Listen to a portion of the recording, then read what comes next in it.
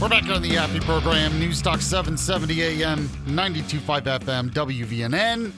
Did you guys see this story? I'm going to read some of this from YellowHammerNews.com. I mentioned it with Christopher Reed in the last segment. Former Florida Democratic candidate Andrew Gillum was arrested in Alabama on a felony drug charge. So Andrew Gillum, the former Tallahassee mayor, who came close to winning the Florida governorship as a Democrat in 2018, was arrested in Baldwin County, Alabama last week on drug charges, including a felony that could carry prison time. So Gillum, he's only 46, was pulled over just before 11 p.m. on July 2nd on U.S. Highway 98 in Daphne after officers saw him driving erratically. It's according to a news release from the police there. An officer spotted a glass pipe on the center console, which gave police probable cause to search the vehicle. Now, officers recovered several rolled marijuana cigarettes and 3 packages of a substance that tested positive for meth. Oh, jeez. So he was booked. Now, Gillum served as Tallahassee mayor from 2014 to 2018 before winning the Democratic nomination for governor, knocking off establishment favorite and former U.S. Representative Gwen Graham in the primary. He lost the general election to Ron DeSantis by only 32,000 votes. Which you're talking about an election in Florida, that's nothing. It's one of the closest governor's races in Florida history. So I just want to go back in time a little bit because I was in Florida at the time on the radio down there. And I have to say, I remember how worried Republicans were about this guy. I also remember Democrats basically praising him. You know, this was right after the Obama presidency, and they kind of thought maybe he would be the next Obama and all of this stuff. They loved the guy, even though, yes, he was very much far to the left on a lot of things. But I remember some of the polls leading up to that election showed him winning, Andrew Gillum, and showed him winning by like 3, 4, 5 points.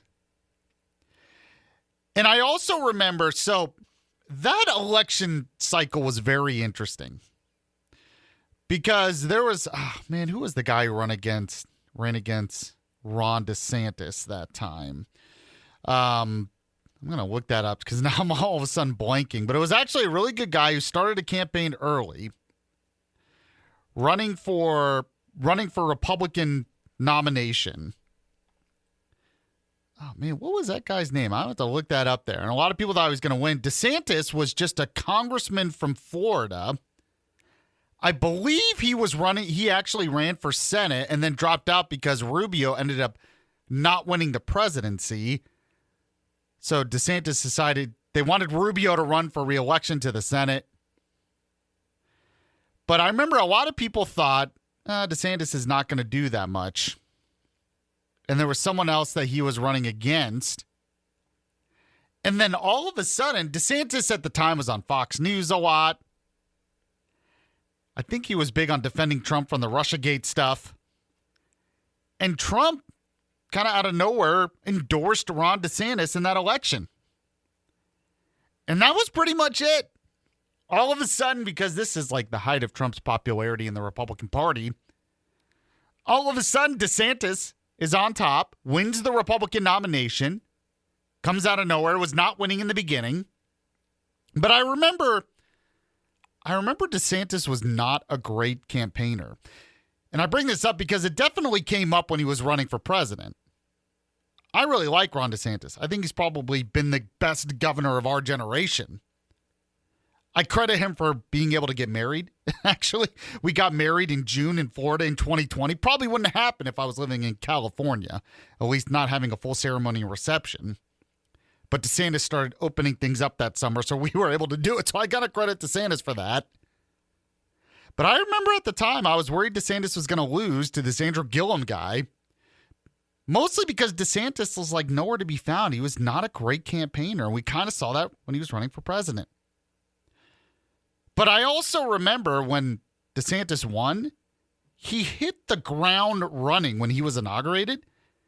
And he had, before COVID, he had like 70% approval ratings in Florida. So many people at the time, Florida's going to become a blue state. DeSantis comes in. He's immensely popular. Now, it's been a little bit more divided since then.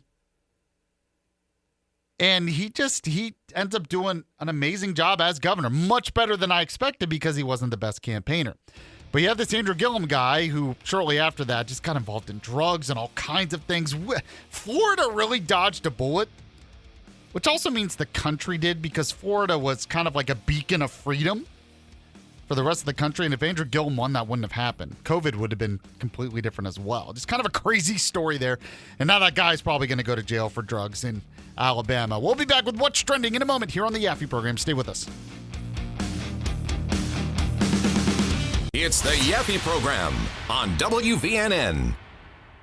What would you do if your online store converted 36% more shoppers? You could take 36% more vacation. Another pina colada? Yes, please. Open a new retail location with 36% more square feet. Fantastic. Hire 36% more help. You're hired and you're hired. Shopify has the world's best converting checkout, up to 36% better than other e-commerce platforms. What you do with those extra sales is up to you. Switch to Shopify today at shopify.com/listen and get a $1 trial. Shopify.com/listen.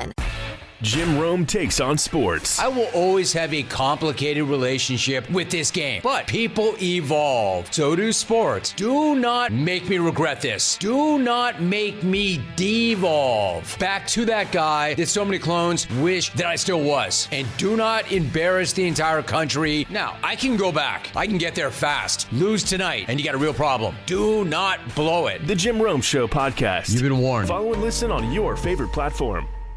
Hey, I'm Chris Van Vliet. Go behind the scenes and beyond the headlines with the biggest names in pro wrestling and beyond. Mr. Sandman. All I ever wanted to be was a pro wrestler. So I got to live my life and make people really happy. The Heartbreak Kid himself, Shawn Michaels. Do you think there's anybody better than you were? I think I was great at what I did, and I think other people were great at what they did as well. Greatness is more a mindset, I think, than anything else. Mindset, motivation, insight with Chris Van Vliet. Follow and listen on your favorite platform.